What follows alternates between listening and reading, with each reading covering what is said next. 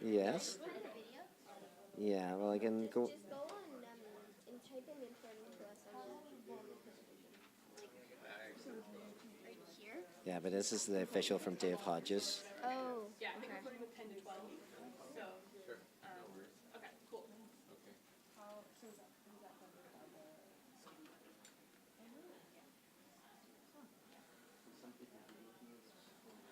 Yeah, it's certainly not letting me get into it here. Okay, yeah.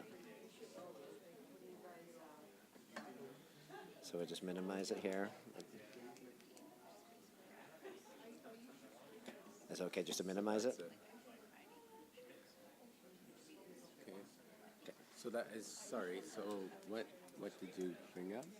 Is it this one or? Okay, where would it have gone to?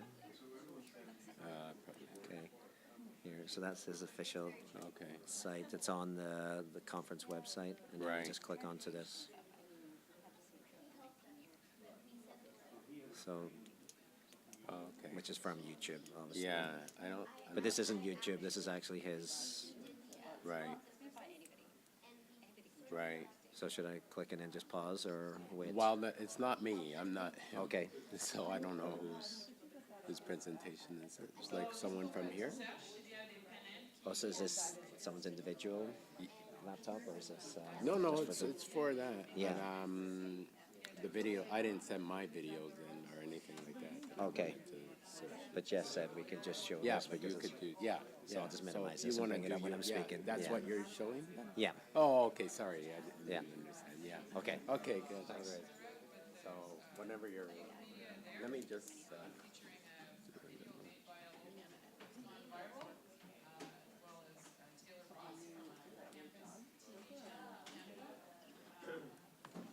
Financing roundtable is continuing at number 2, and social media is in community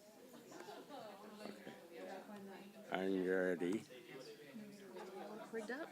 Yeah, I'm just ready to just go find. Their concession to us today is that they put out additional condiments and tomato and onions and lettuce and things that you can add to those sandwiches to make it more interesting. We're trying to get wraps for tomorrow. It's a sole source provider to the university, so we don't have a lot of leeway, so I apologize. I don't have to go, so I can reduce that. Whoever's first. It doesn't I was gonna let you go first. So. Oh, were you? Okay. And so from is it Regent Park or Regent Park Focus? Region Park Focus. Focus. Okay.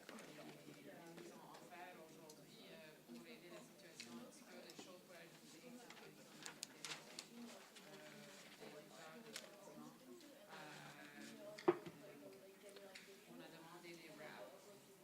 On nous a dit que c'était pas possible aujourd'hui, mais les sandwichs sont vraiment demain. Non, not possible. Some conscience, qu'il y a des plaintes.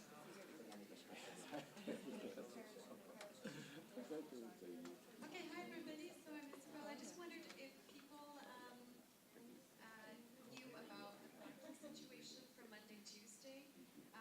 Anybody who drove here with their car?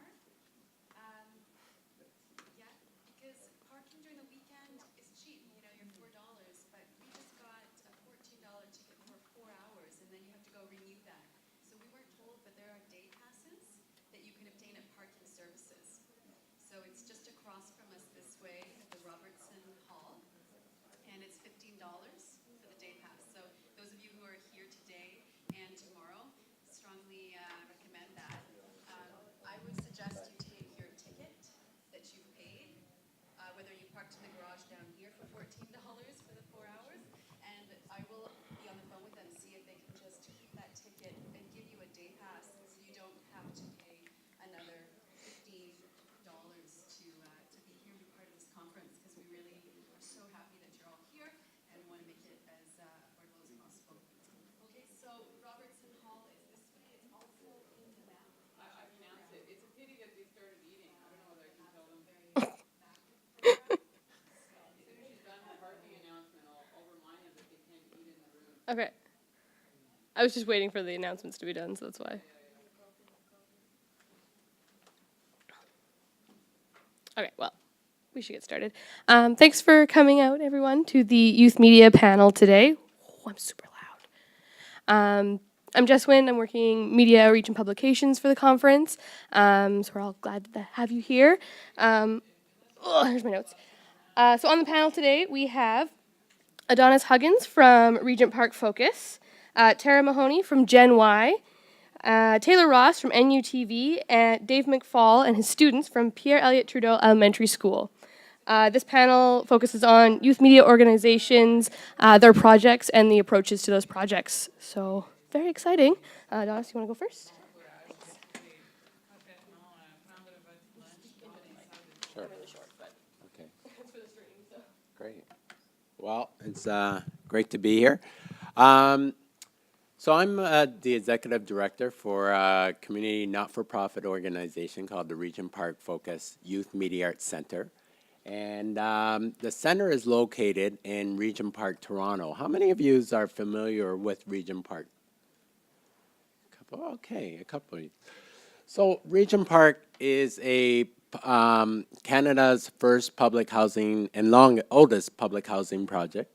It's located not far from downtown Toronto. It takes about takes up 10 city blocks, and it's a home to a lot of immigrant communities. It's very culturally diverse. There's over 75 different languages that are spoken in the community. And so the reason why I'm talking about this is because when Regent Park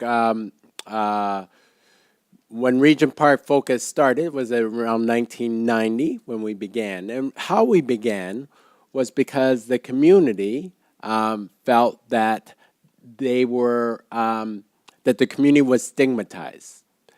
And why is that? Because basically Regent Park is a low-income community. So every household, every building that's built there was to provide housing. There were no businesses, no grocery stores inside the community itself.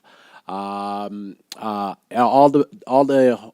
homes were made to provide. The community was developed to provide housing for low-income residents, and there was a notion that media, we actually call it neighborhoodism, but there's this notion that media discriminated discriminated on low-income communities. That the way they characterize low-income communities were often full of stereotypes. They often use racial qualifiers. So the community was really tired of that. And initially, they had managed to get some resources from the government, provincial government. And what was unique about these resources is that, yeah, I'm bending a little too hard here. Okay, that's better. So what was unique about these resources is that they allowed the community to decide how they would use it. And that's very rare in the funding circle. So essentially they gave out nine funding projects. And again, it was a pilot project. It was supposed to be 2 years, in which all they really wanted was the community come together, identify priorities, and use the funding in the ways that the community felt it was necessary. So the Regent Park came up with 2 priorities in their discussion. First was they wanted to provide interventions to young people. And the second was that they wanted to address the media stereotyping of the community. And so again, there was no master plan, we're going to start a media center or anything like that. It really was about, okay, let's get the community together, and every time an article would come up, we try to start these letter writing campaigns. We started going to the editorial offices of the major newspapers that serve Toronto, and talking about trying to change systematically the way that the media would portray the community. And we tried to do a lot in trying to get the media to actually cover events and what we consider resources in the community. And after a while, we found that all those things didn't work at all. and community was still getting, we were getting frustrated. We had several committees that were working on all these different issues, and really all the committees were getting burnt out and frustrated and feeling that nothing has changed. A year later in the project, nothing has changed. With a year left, we decided, okay, well, let's organize our own media. And that's when we began really the Region Park Focused Media Project. And it began with newspapers.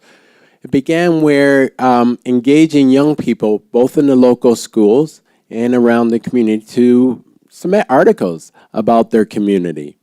And initially, it was a sort of a positive. We never envisioned that news, that we would do a monthly or anything like that. But it was really just a one-off edition kind of thing to sort of highlight what Region Park is all about.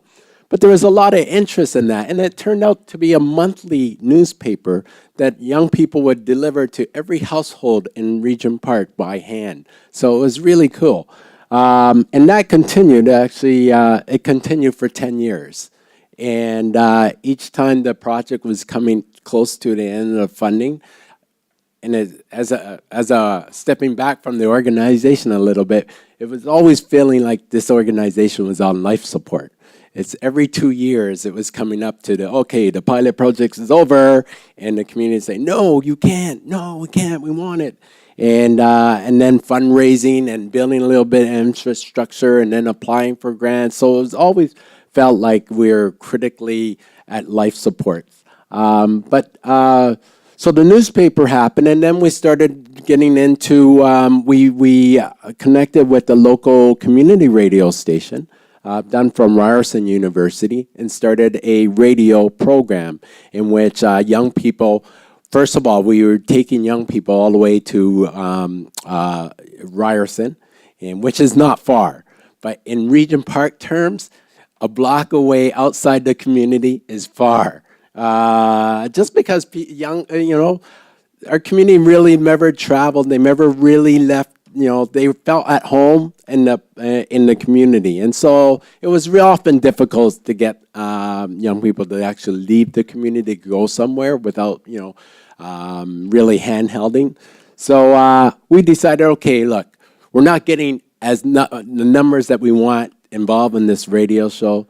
We're going to set up our own radio studio right here in Region Park. And that's what we did. We asked the the Housing Authority, which is the public housing landlord, to give us space. And again, space is a premium. You got to remember, we're talking 1990, 1994, in which, again, every space in Region Park was really about housing. No community centers. They just managed to build a community center in about that time. But really, everything else was about the buildings. And so they gave us a basement. Really unused basement, was really worn holes. And so we put some money in fixing it up. And that basement became a media center. And we didn't realize it at first. We were producing a newspaper, then we had people making videos, then we built the radio studio, and then when you got a radio studio, you have to have a music studio, and then the music studio happened, and all this, and it was really a hub for young people. And we realized, wow, this is amazing that all this is happening in a basement that you had to literally find because there's no signs or anything. So it's really by spoken word of mouth that youth were coming here. So that's the origin of the Media Arts Center. So fast forward a little bit. After years of making videos and doing various video productions, we felt that, not enough of the community was seeing what was happening in this basement, that we have to do something to get the news out. We're not making enough of an impact to the community. So we approached the Toronto Community Housing, which is, again, the landlord, about, why don't you give us essentially a television station? Look, we got a media production happening down here. We can broadcast over the production on TV. And we said, why don't you work with Rogers, which is the local cable company, which Rogers was providing a cable company to all Toronto community homes. Why don't you work with them to give us the station? And they said, no, it can't be done. It can't be done. And then we said, okay, wait. There's already a closed circuit infrastructure in the apartments already. Essentially, when someone comes to the apartment doors, they buzz down the intercom, and you could actually, go and you could look at your TV. You go to the channel on your TV set and see who's coming in your apartment building. So we advocated for that, and they were saying, "Oh, it's not very safe, and how do people know who's coming in their doors or not?" And we were like, "Well, literally, 95 of the doors were not working. They were open anyways. The elevators." Many times weren't working, so people were taking the stairs anyways. So we were advocating for this, and we said, the community we feel like community would be more impactful rather than watching who's coming into their lobby to seeing what's happening around the community, who are doing events, what are the organizations doing, what are the services that are available, what activities are going on for kids, for adults, for seniors, doing ESL classes on TV. And so that's really the kernel of the idea. And again, there was resistance, and finally we got them to agree, just as they decided that they needed to build Regent Park. So Regent Park right now is under massive redevelopment. And again, going back just to touch upon this, when they talk about the redevelopment, when this whole notion of redevelopment, which was really about, I know many people have different opinions about this, but for me it was really about giving public land to private developers so that they could create they call it mixed income community, and that's great, but really giving public land to private developers for this to happen. And I feel that, there was really, there was really not a lot of information to the community about this, how these development, how this was taking place in terms of, what are the deals, what are the financial arrangements that were going on. It seemed to be whole marketed and with the developers on how dangerous, how crime infested, how drug infested, how, the worst you could say about a neighborhood. This is what they were portraying about how they wanted to, the reasons why they wanted to rebuild this community. Really, the real reasons why they needed to build this community was it literally was falling apart. That was the number one complaints that residents had, that it was about their balcony pieces falling out. It's about that the doors were not working, the elevators were not working, the poor management. And yet, when you read articles about Regent Park and the redevelopment, very, very little was said about that. And again, it stresses why the importance of a community media is there. It's really, it's the interest of residents who are able to tell their own stories, and that wasn't what's happening. So I think I wanted to show a bit more. But today we have a full radio station. It's an internet radio station. We have 60 volunteers that produce programming, 12 hours, and then we loop that programming. So, and then we have advocated for Rogers. Rogers has given us, and working with the developers as well, has given us an analog channel. So it goes up to every household in Regent Park. And now we're advocating for it to be a digital channel, which again will reach everybody in Regent Park. So that's what we're currently at. And I just want to leave with a short video that some youth created, and we won't probably have time to see all of it. But again, it's showing to me the real difference between the whole, that Regent Park is this dangerous place that has to be redeveloped, and what residents really thought of their community. So I'll just play this, and we'll only play a few minutes of it.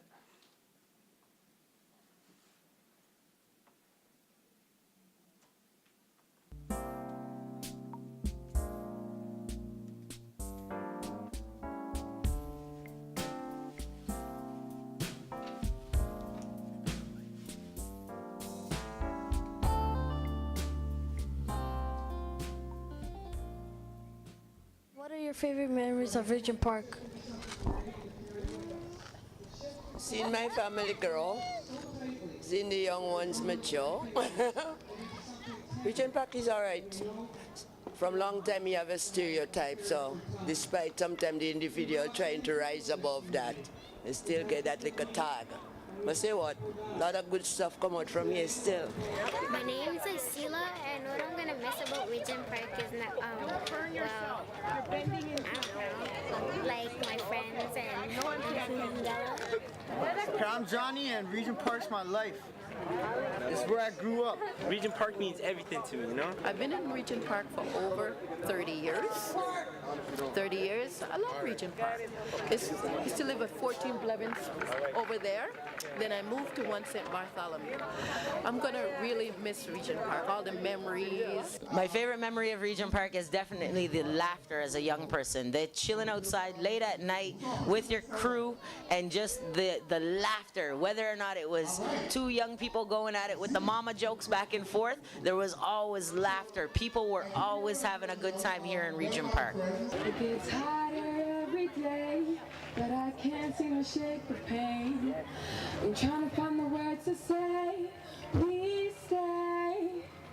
It's written all over your face, but I can't function the same when you're not here. I'm calling your name, but no one's there. When I first, they told me that I'm going to be moving to Regent Park, I was told, oh my God, that's a very bad area. To tell you, I was scared.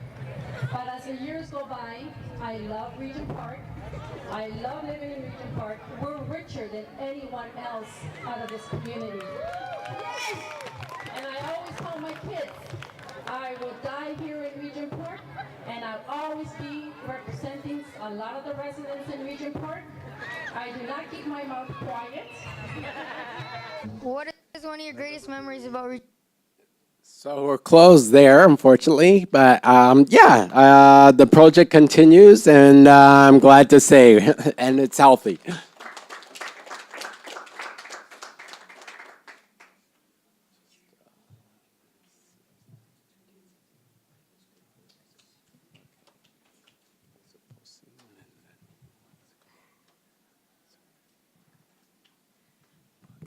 All right, and now we'll welcome Dave McFall and his students.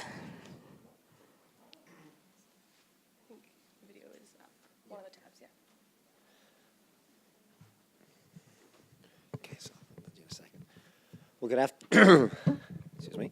Good afternoon. Thank you very much for the opportunity to come here today with a couple of students, and appreciate that Kathy got in touch with us at our school.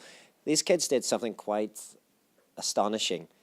They wanted to be part of a project. We wanted to be part of a project at our school, and our school is called Pierre Elliott Trudeau Elementary School, and it's an English school in the centre of Hull, Gatineau.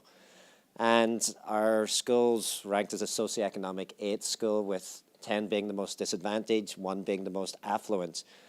And it's got an interesting mix of students, because we have over 100 students, about 110, 115 students, and many of them are temporary at our school, and they come from the James Bay area, and the Nemaska, Mistissini, and Chiasabi, and they're First Nations, Métis, or Inuit students that come to the city for their parents to go to school, go to Cégep, or go to Algonquin College. So a lot of students, a lot of parents, families are coming into our community. And an approach and a philosophy at the school is, how do we engage every child? And being in an inner city region, downtown Hull, we have many students that come and are successful at school, but we have many disenfranchised, disengaged students that it's no fault of theirs. They're just being moved to an area, and maybe for 6 months, a year and a half. But the approach at the school is, how do we find projects, creative projects, to get every child attached to at least one significant adult within the school. And of course, it's easy to have sports programs and some arts programs that just naturally evolve and build within a school. For many of our First Nations, Métis and Inuit students, they didn't get involved in many of the projects, again, because they were only arriving at the school. Say of the 110, maybe 80 would be here for this year, and many would go back up to the James Bay area, and new students, new families would come the following year. So we got in touch with this First Nations music producer, David Hodges, and one of his goals is to go to schools, go to communities, and work with students, to allow them to tell the world their story, give the world their message. And he's a very inspiring, empowering individual. And again, we did this because there were some students that we didn't see were naturally attaching or gravitating to certain projects. Some did. And it was a project for Aboriginal, non-Aboriginal students, but to come together and collaborate to work on something that was unique in an elementary school setting. The producer had only ever done this in high school, never at elementary, thinking the students would be too young. But what they did over the course of 3 days, they sat together, they wrote a song in the library, they came up with the lyrics. Then the next day, they recorded this song in the library, and then the next day, they shot the video. So in 3 days, they came up with this video that's been seen over probably more than 10,000 times on YouTube, has got them in the local Ottawa Citizen, Ottawa Sun newspapers, on the CBC News, and it's just been, I think, empowering for these guys. But the whole point of it is to show the world what kids can do when you give them an opportunity, especially through this kind of medium, through art, through music, through video. They've got a better story to tell than us adults can ever tell. But we don't always give the kids the opportunity. So at our school, it's a new approach, even beyond the approach we had of how can we give a greater voice to our kids? How can we give other opportunities through media, through this medium, to tell the world? And I think we'll show the video, if you don't mind, and then we'll just let these two students maybe answer a question or just speak what inspired them to write the words. But I think the video speaks for itself in validating what I just said, that kids are amazing, are truly amazing. And when you give them the opportunity, they'll astound us. So hopefully this is easy just to press play and enlarge. I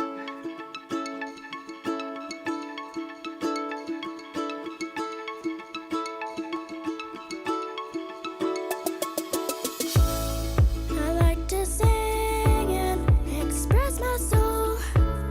Follow my dreams, I won't let them go. When life gets tough, I know it's not the end. 'Cause I'm not alone, I've got my friends. Make the best of everything you've got. You have the power inside your heart. Let's tell the world that we're all the same, and heal together when we all feel pain. Let's make the best of every day we see. Combine the colors of you and me. Let's tell the world, discover just what we can be. Hello, hello, is anybody listening? Bonjour, bonjour, to everybody living here. Watch out, our home is filled with color and love. Wait, wait, wait, wait, these are things important to us.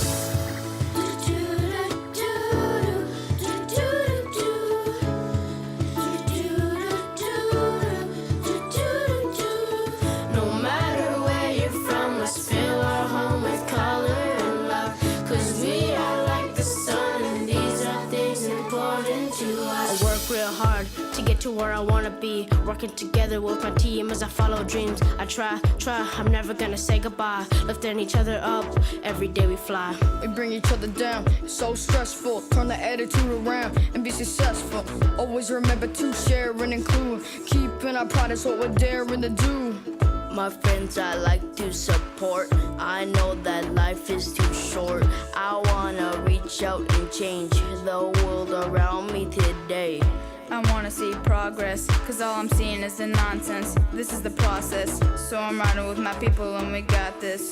Our love is the food for the thoughtless. Make the best of everything you've got. You have the power inside your heart. Let's tell the world that we're all the same, and heal together when we all feel pain. Let's make the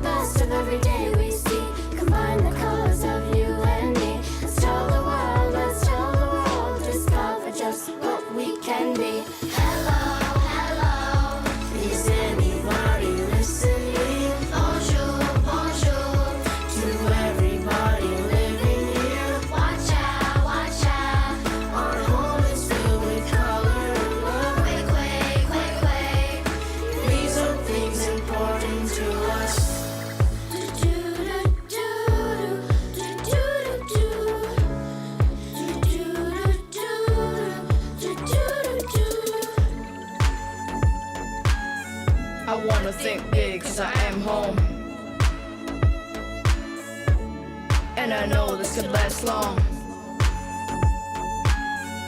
If we join hands, we can hold strong. As our history goes on. Make the best of everything you've got. You have the power inside your heart. Let's tell the world that we're all the same and heal together when we all feel pain. Let's make the best of every day we see. Combine the colors of you and me. Let's tell the world, let's tell the world. Discover just what we can be. Hello, hello. Is anybody listening? Bonjour, bonjour. To everybody living here, Watch out, watch out. our home is filled with color and love. Quick, quick, quick, quick. These are things important to us.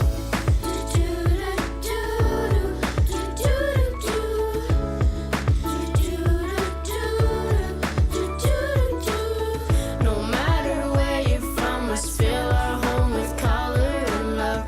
'Cause we are like the sun, and these are things important to us.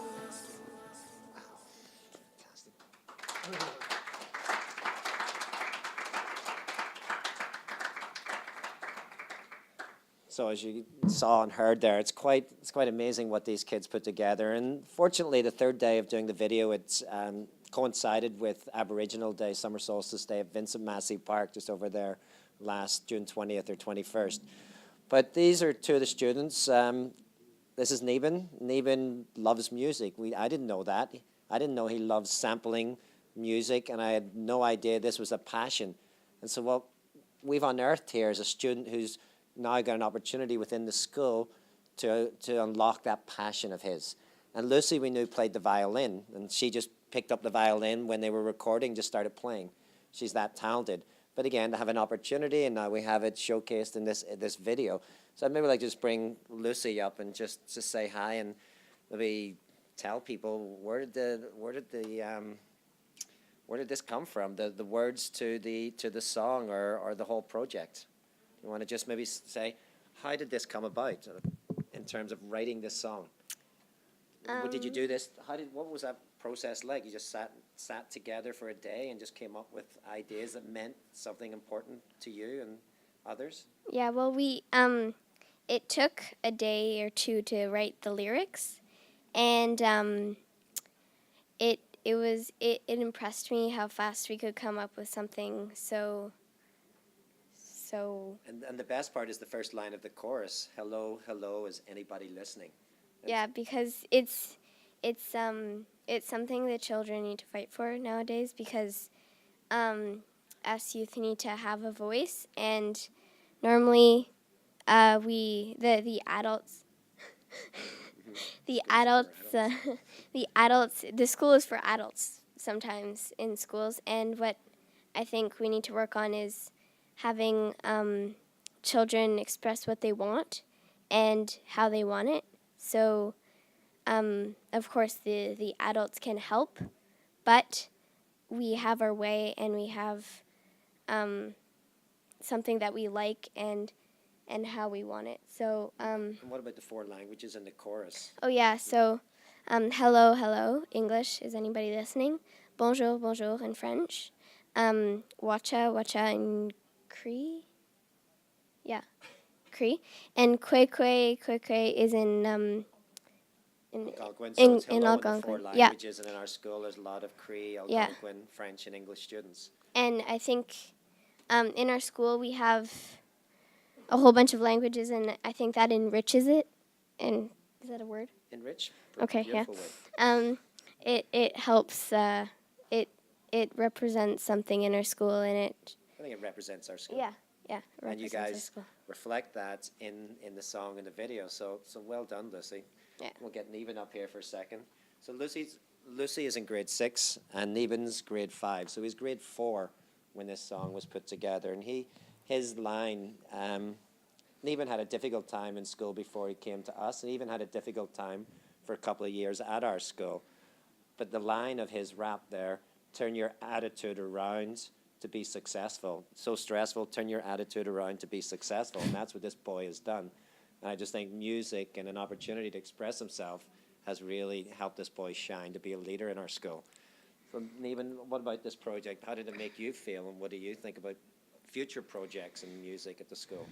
I thought it was a really good opportunity to actually be in the song because I have been bullied before. Not a good experience, but I just wanted to spread the message for other kids out there who like might get bullied. Just be yourself and just be a good person. And can I say the process that happened in the making of the song? So basically, what happened the first day? I was a bit late this day, so I don't exactly know what happened on first. Nothing really. So what we started doing, the boys were in one section, the girls were in another one. So they were doing the singing part. Most of the boys just did the rapping, except for Matthew. He was in part of the chorus. But so we just started writing down ideas of things we'd like to share. Then after that, we started like writing them into poems, sort of. So like poems that rhyme, so we can turn them into a song, and that took us like a day to do it.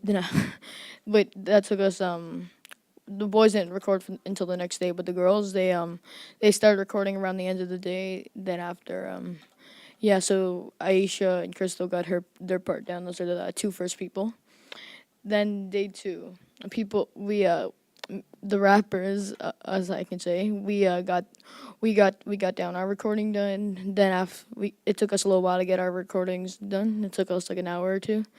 Then after lunch, we started to record the video around our neighborhood. So we went outside and we started looking for areas, and there was this little park that we found like very close to school. So we went over there and started recording the video, and yeah, we ended the day off recording. Then after the next day, the last day, we went to summer solstice powwow. It was like a education day, so it wasn't the exact powwow yet, and we started recording there. And yeah, we started recording the whole day. It was a fun process. Another school came with us, like not the whole school, but a couple of kids from another school came with us to record it, and I really liked the process of that video. It was very fun. Yeah, and one of the main words is tolerance. And as Neben said, he had been bullied before he came to our school, and being First Nations and had a long braid, and because he was the bullying was so intense, he cut off his braid, which something that's probably you remember quite well. And through music, through opportunities like this, the healing and the chance to express to others, I think this is a powerful medium for all students in different schools, but definitely in ours. So we want to take this project, take it to another level, see if we can collaborate with any other partners, local community outlets, access grants. But I think this is a story that should be told to all schools. There are ways to do things differently for kids, for students. And again, they'll amaze you when you give them the chance. So we just want to say thank you for this chance to talk to you today. And I'm so proud of these two kids and other kids at the school. So well done, Neben. Well done, Lucy. Goodbye.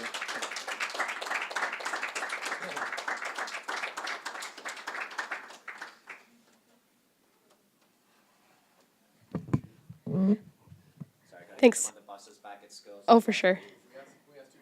2 questions? Before they run out? Sure. Yeah, go for it. That was amazing video.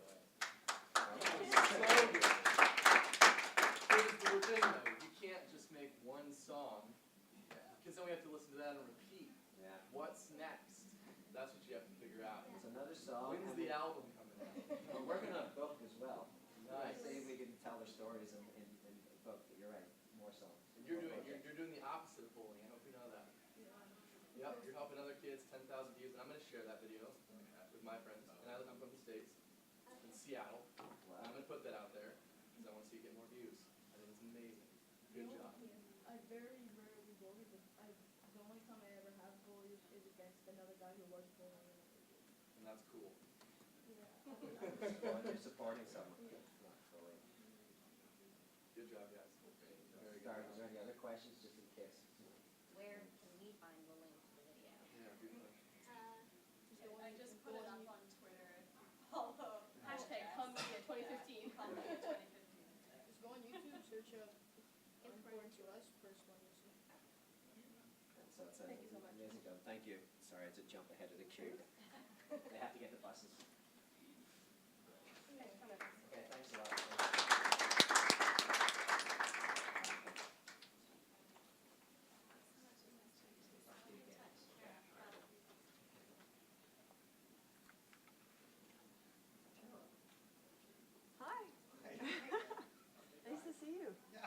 Vancouverite in the crowd. Yeah, hard to follow those two amazing projects. Really, really great to see that. My name's Tara Mahoney. I'm a student, a grad student at Simon Fraser University in the School of Communications. I'm also the creative director of an organization called Gen Y Media. So that's our banner when we first started. So it says, Gen Y is a community building project that uses public art, media, workshops, and events to engage society in new forms of civic participation. We believe localizing culture through creative engagement can generate a willingness to collectively shape our city, country, province, and planet. So we started this about 5 years ago. It started out as a blog. Just a quick shout out to my local community media organization at the time. It was called W2. It was located in the downtown east side of Vancouver. It no longer exists, unfortunately, but it was a place where really I was inspired to start Gen Y Media, a place where a lot of activists and cultural producers and citizens were coming together to reimagine what community media could be and what it could look like and what it could do. And so Fresh Media was kind of an offshoot of that, which I helped out with before I started Gen Y. And then, so we started it as a blog, and we were just blogging about different leaders in our community. We were excited about how political engagement was changing and wanted to talk about that. And then we started to make videos about people in our community that were inspiring us. Those videos, then we would have screenings of those videos, and those would turn into events. And then so we were kind of producing media and producing events. And then it's organically grew into this kind of little business where nonprofit organizations and schools were hiring us to host events for them and make media for them. So then we eventually, so this was our site after we kind of became a little small business. And since I've started my my PhD, we don't operate as a business so much anymore. We more operate as projects come along. We'll kind of do them based on what the subject matter is. Like I'll talk about a project that we just did around the federal election, and if it aligns with other things we're kind of up to. I just wanted to make a quick point about the youth media part of this. We like to think of what we do as more emerging media, just because we're not serving a youth community necessarily. Our community is more between kind of like 18 and 40. So we talk more about, although we're the kind of like cultural approach that we're using is targeted at young people, we're more interested in an intergenerational kind of audience and space, and then playing with different forms of media in order to engage people in political issues. So one way that we do that, we have a series called Bring Your Boomers, which is an intergenerational dialogue series around current events. And so we invite people to bring their boomers, so an older friend that they might have. And then we have on-stage dialogues from different generational perspectives on different issues. So whether that's an election or what the future of activism could look like, or the idea of power. We've had a dialogue on power and energy. And so so as part of Bring Your Boomer, so these are some other events that we've had. We always incorporate music and dance and other forms of cultural production in our events, and that allows us to film them and then produce media from the engagement event itself. So this idea of community media as public engagement is kind of how we approach it. So we think about the public engagement first, and then think about, well, how do we lace media throughout that project? These are just a couple more. We also do in the top corner there, those are 2 public art projects. So we do interactive public art projects that use reuse materials basically, so that you can't really see it, but the one on the left is it says regenerate. It's made out of old industrial waste, and then it's a garden on the other side, so it operates as a bench in a garden. The other one on the right is called Work Life. It says work on one side and life on the other, and it's made from old doors from an old folks home, and it's a chalkboard, so you can write what work and what life mean to you, and it kind of worked as this community kind of expression space. It was up in a space in downtown Vancouver. This is a project that we've just wrapped up. It's called Fractured Land. This was my colleague Fiona Rayer's documentary about a Indigenous law student taking on the fracking industry in northeastern BC. It premiered at Hot Docs this fall and is going to screen on this CBC this month, I think. And what's interesting about this project, beyond the subject matter, is it really acted as a community engagement project. The making, so we raised $50,000 in a crowdfunding campaign, and that allowed us to build a very strong grassroots following and a lot of buy-in from people who not only had an interest in seeing the project completed and be successful, but also learned about the issue of fracking in northeastern BC, which is a gigantic environmental kind of disaster in a lot of ways. And so it served the double function of supporting a creative project and learning about the issue. And then another idea that we sort of try and operate on is engagement media instead of community media. So this idea that, again, about the primary reason for making the media is to engage people. We're saturated with media. We have a lot of different kinds of media. What we don't have is a lot of engagement. And so how do you not focus necessarily on what it is that you're going to make, but what it is that you're going to do, and then how to make something after you've done that thing. So this is our latest project that we just wrapped up a few weeks ago. It was called Creative Publics, and it was around the federal election. So this was part of a research project that I'm a research assistant on, called the Art for Social Change Research Project. And basically what we did was we invited people, so we set up on the street in 4 public spaces leading up to the election. We invited people to make collages around elections issues. So we had a mobile trailer that acted as a mobile art studio that we set up tables outside and you could go inside. And then we gave people iconography that represented different public policy issues. So like the environment, energy, healthcare, housing, all the things that mainstream media sort of uses, like policy areas basically, mainstream media uses to talk about the election. So, and then we also had these vote letters that were life-size chalkboard letters that said vote, where people could also write down what they were voting for. So this idea of interventions into public space as a way to engage people in the election. And so I'm just going to cycle through some of the pictures. So this is us in Victory Square Park in downtown Vancouver. We also had Vanessa Richards. She's a local community choir leader. She came and sung political songs from the civil rights era while people were collaging and they could sing along. That was kind of this idea where we don't sing songs anymore. Like we used to sing, or not when I was alive, but folks used to sing songs in order to remember what their politics were. And Vanessa sort of taught me a bit about that. And so bringing that tradition back was a fun thing to do. And then this guy in the photo, he was just walking by and had his guitar, and he kind of just joined in. So there was this spontaneity that the interventions in public space created that was really interesting to be a part of. And then we were making media the entire time too. So we were interviewing people after they had made their collages, and they were reflecting on what they had made and what elections issues were important to them. So that's someone in front of the vote letters. Then the letters also served as media, a more analog style. But if you think of what media is, it operated as a way for the community to communicate to itself. So what was written on the letters was also really fascinating, and it offered a way for people who, or the whole project in a sense offered a way for people who aren't extroverted in their expression to have a say publicly. So by writing something on a chalkboard or making a collage that I'll show you ends up in a public exhibition is a way to engage introverted people.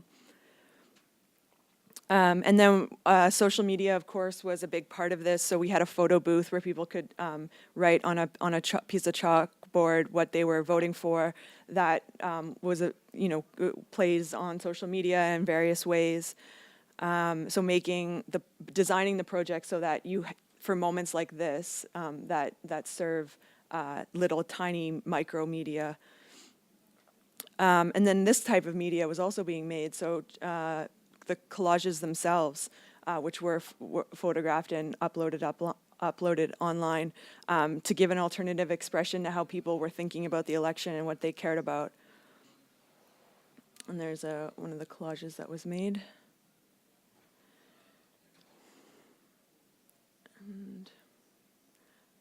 And then the collages were mounted on the vote letters. So this was put up in the library in front of the SFU library downtown for the week and a half leading up to the election. So we wanted to do this to kind of add efficacy to the project. So when people would, one of the things that I think convinced more people to make collages was the fact that they were going to be contributing to this larger public art piece where their art was going to be reflected back to the community and also assembled with other community members around what they collectively felt was important leading up to the election. And it served the double purpose of just like straight up reminding people to vote in the election in a high traffic area that of students who were traditionally not don't vote as much as the rest of the population. And this is just a quick little video that we made. So this was a local artist who volunteered to do her chalk art on the letters, and we brought them out to the street and did this piece in the street.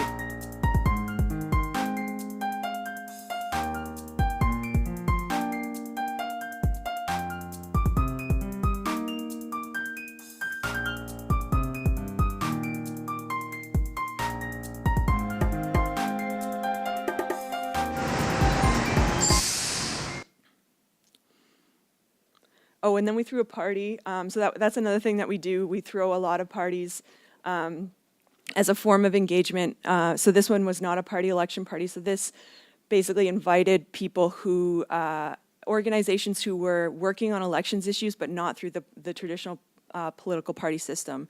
So they were working on refugee issues or internet freedom or democratic reform, and had maybe the political party sort of approach doesn't, I know from my research that it doesn't resonate with a lot of young Canadians and as much as these groups do. So it was a way to kind of like channel that energy into a discussion about the election, but not sort of dictated by political parties. So hopefully it was empowering in that way of caring about an issue and then having someone sort of explain how that issue translates into engagement in the election.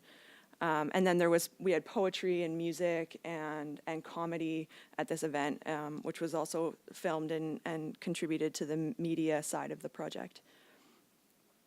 So then, just to wrap up, these are just some of the principles that we use for our projects when we're conceiving of them and executing them. So this idea of emergent engagement media, so rooted in a public engagement ethos, merging forms, so going from online to offline to online to offline, constantly moving between those spaces, creating opportunities for community expression, and overlapping networks. So we don't usually have the budget to do mainstream media advertisement or anything like that. So we rely on overlapping networks that we've developed over time to spread the message. And then in an ideal situation, that creates enough buzz that the mainstream media picks up what we're doing and writes a story about us. And then new narratives. This is something I'm hoping to explore in the future, is bringing forward narratives that don't normally get told in new ways. Usually produced by people under 40, and it's usually connected to some sort of issue or campaign. and part of an ecology. So I think this is really where the community media piece is really essential. So back to the beginning of my presentation when I talked about how the idea for Gen Y Media really came out of a community media center and being inspired by other people that were there and seeing what they were doing. And I don't know if I would have done this if I hadn't had that space and that inspiration. So just reiterating how important it is and how glad I am that this conference is happening and that I was invited. So thank you very much.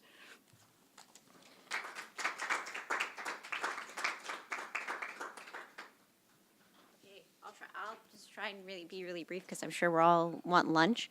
I'm the executive director of NUTV. We're a small campus television station at the University of Calgary. So that's where we operate. Can I just skip this? So we give students, and actually anybody can join and be a member of NUTV, the opportunity to access training for camera editing, storytelling, producing, directing, all of that kind of stuff. And we're really trying to change the content we create. We want our students and our members to be the driving force in what is being created. And, you know, like we had a show that was around for 19 years. That's probably like 18 years too long for a show to go on, especially these days. So I guess what we're really trying to do is find what can cut through and really speak to the University of Calgary community, because there is so much out there. I don't know if anybody has any questions about kind of what we do. I'm just going to go to our YouTube page and show you a little clip.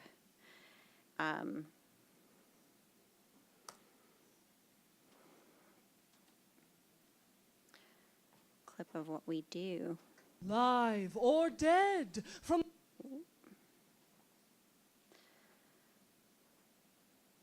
So they were kind of joking around with one of our part-time students about his name. His name's Hater, and he was like, "Oh, Hater's gonna hate." So then it was like this was his form of expression. So I'll just kind of play you the clip that we did.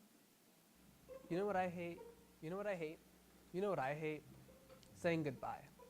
I mean, the bye part itself is pretty awkward. You say, see you, miss you, love you. I mean, like this one time I said to a coworker, see you soon, although I had no intention of seeing her soon. And then she probably thought I had a meeting or something with her, so that kind of sucks. But even once that part is over with, what are you supposed to do? What am I supposed to do? What am I supposed to do next? Sorry, that was like repetitive.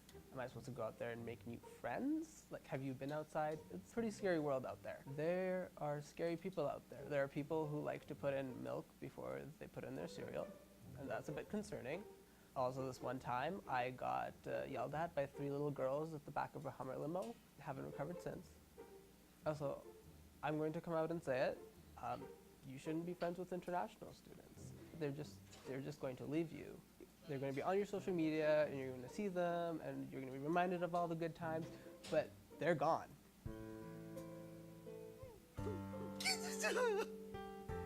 I mean, maybe it's just me. Maybe I'm the only one who keeps things past their expiry date because I can't, part with them. Well, I guess there's those people on, like, hoarders. Those are the kind of people I would be okay saying goodbye to. There's probably a list of things I can think of that I'd be okay saying goodbye to. Meghan Trainor, Donald Trump, The Last Airbender movie, Axe body spray. But you know what? Sometimes haters gotta hate. Okay, bye. So those are kinds of things we do. There was like a superhero drama of like this character that was like trying to solve UFC problems, like the Wi-Fi sucks and that kind of stuff. We're listening. So yeah, there's all kinds of different students kind of coming with different ideas that we're trying to produce. Yeah.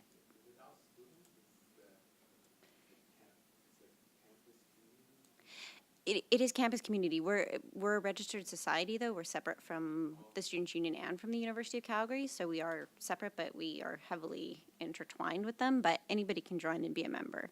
It doesn't have to be students. We are mostly students, but we do have community members that come and want to learn or produce stuff too.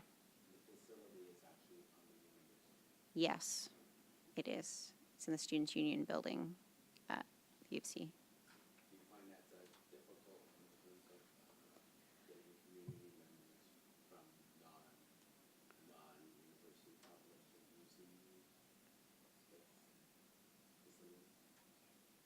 in terms of community people using the space and facilities, engaging with us. I mean, the university, the Calgary filmmaking kind of independent community is pretty small. We all kind of know each other, and we'll refer each other to each other's organizations and that kind of thing. But we always have probably 10 community members that are interested. But we are funded through a student levy, so our priority has to be students because that's where our funding comes from. But yeah, no, we're pretty lucky in the space we have.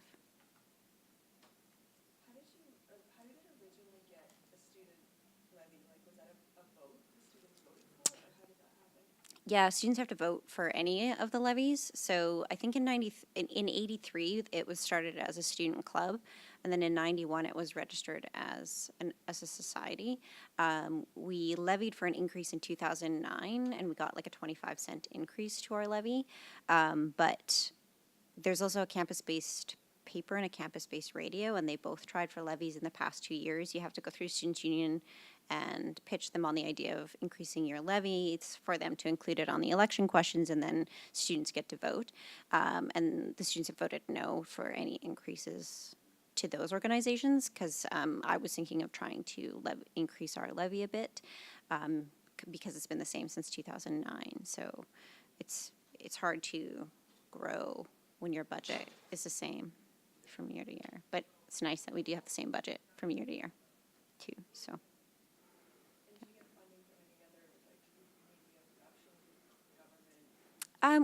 We have gotten some grants. The provincial government has some different grants, but that's all changing now with the new government we have in Alberta. So we have gotten some like Alberta Media Development Funds in the past. We've kind of got matching grants in order to enhance our space because we were given the space, but we retrofitted it with like curtains and set pieces and lights and switcher and all of that kind of stuff. So we've gotten some matching grants for that. We also do casino gaming funds. So in Alberta, you kind of volunteer at the casino for 2 days from 10 a.m. to 4 a.m. and count money and give out chips and stuff like that. So you get all your members to go in and do that, and it varies, but you do it every 18 months, and you get about between $50,000 and $70,000 from that. They average it over the quarter and distribute it to all the organizations that volunteered. So that's kind of an interesting access point we have in Alberta. I know it's a bit different from province to province. Yeah, and then we do have a closed circuit television network in the students' building. So we have 10 screens across the building that we put some of our content on. We're not allowed volume, so we caption everything, which I also kind of like from an accessibility point of view, right? So everything is captioned, and we give clubs free advertising and that kind of stuff, but that also can generate some revenue too, but not much. So if anybody has any content that they want to give me to put on those screens, I'm happy to have it. Yeah, that's it.